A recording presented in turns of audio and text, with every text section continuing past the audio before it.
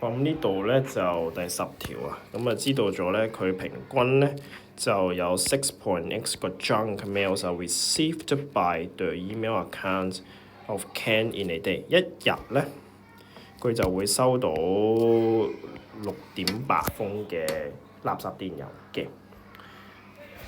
咁所以個 lambda 咧就係6.8 junk mails per day。咁 suppose 咧佢 number of junk mails 咧 received by the email accounts 咧就 follow 個 Poisson distribution 啦。好啦，跟住之後咧，佢就叫你去揾翻個 probit on a certain days 咧 4 junk mails are received。咁即係 px 等於4啦。咁所以你個 required probability 咧就係純粹，我通常都會做一個動作嘅，就係 let 翻個 function of x 咧。就係呢個 Poisson，即係呢個係-6.8個 lambda，唔係 x，sorry， 除翻 x 嘅 factorial。咁所以咧，佢而家要計嗰個嘅 probability 咧就係 F4啦。咁 F4咧就係、等我都撳一撳機先。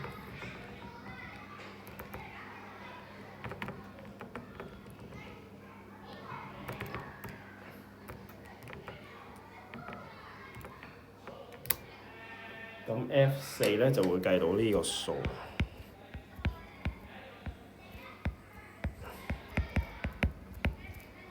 咁就即係0.0992啦。好啦，然之後咧就係最多4個 junk mail，咁即係細個等於4啦。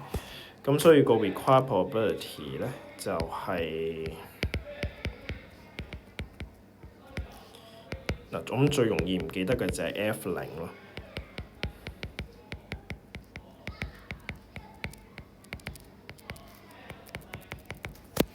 咁跟住咧就係、狂撳機嘅動作啦。呢度我都撳下先。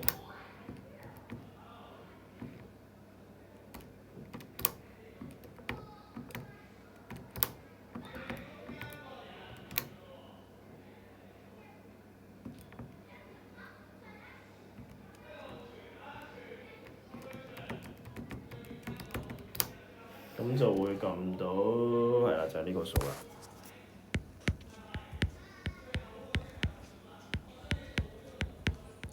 我有一個嘅習慣嘅，用 program 撳完之後咧，咁我就會用嗰啲嘅Calta 入邊嘅 storage 啦，就會 store 嗰啲F0、F1嗰啲嘅，我會 store 喺 A、B、C、D 同埋 Y。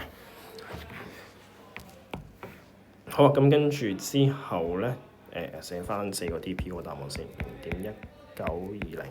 好啦，然之後去到 B part 咧，佢就話咧，如果係 half of a certain day，淨係半日啫。嗱，咁因為咧Poisson本身咧，佢你係1日啦，咁你可以就咁除翻2咧，就係半日嘅 mean 嚟嘅。咁所以咧，佢半日嗰個嘅 mean 咧，就會係3.4 per day 啦，per half day， 寫埋個單位先。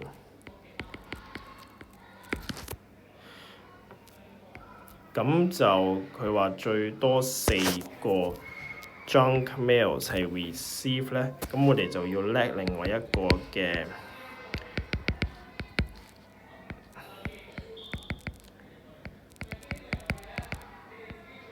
Poisson distribution 啦。咁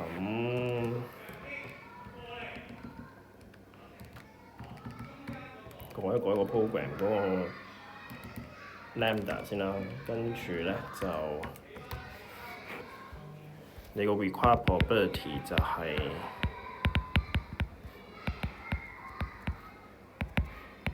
G0，跟住加 G1，一路加到去4啦。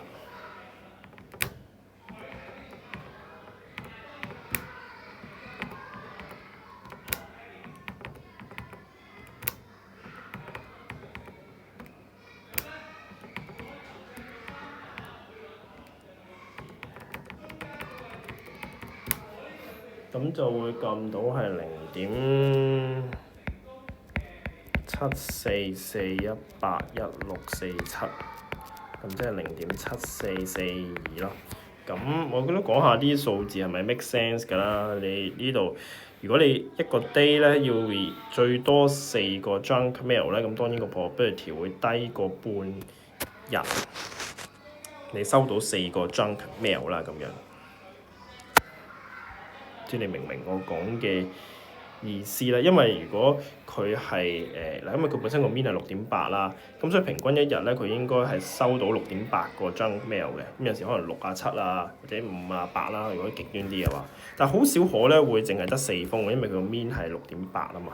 咁所以咧，如果去到 half day 咧，咁就會 make sense 啲啦。佢3.4一日啦，一個 half day 啦，咁即係話佢攞到3啊、2啊、4啊個 junk mail 嘅機會率咧係會比較大一啲嘅。咁所以咧，當我哋計呢個最多4個 junk mail 嘅時候咧，我哋牽涉到嗰啲2啊、3啊、4啊嗰啲嘅 probability 咧，咁應該相對嚟講咧就會比起 F2、F3、F4 嗰啲咧就會大一啲咁樣咯。好啊，跟住之後咧 ，more than 5 junk mails were received 啊，大過5嘅。咁咧，佢就唔係 B1 嗰個 complementary 嚟嘅喎，因為咧，無論係呢一個嘅 B1 同 B2 啦，佢都應該咧係冇 consider 到有5個 junk mail 嘅機會率嘅。咁所以咧，我哋咧就要但係咧，如果將5同埋 at most 4 junk mail 咧夾埋一齊咧，咁就係 B part 嗰個嘅 complementary 啦。咁我寫呢個字啦。即係一減個意思啊！咁所以咧，我哋首先咧就係將嗰個嘅 B1 嘅機會率，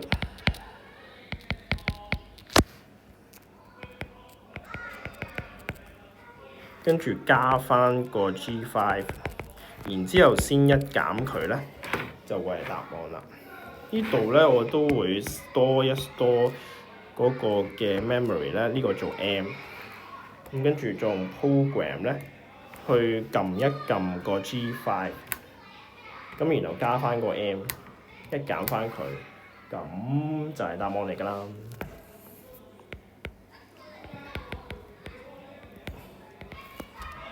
都去到最尾啦，咁我就唔寫得準啲啦，嗰啲數字。去到4個 DP 就 OK 啦。咁呢個咧就係第10條咯。咁最重要你需要掌握嘅咧就係、當佢個即係 per 嗰嚿嘢唔同咗嘅話咧，你就可以乘或者係去 divider by 一個相應嘅 ratio， 咁佢就會有一個新嘅 lambda 新嘅 mean。咁呢個情況之下就係除翻2啦，由 day 變咗做 half day。好啦，完啦。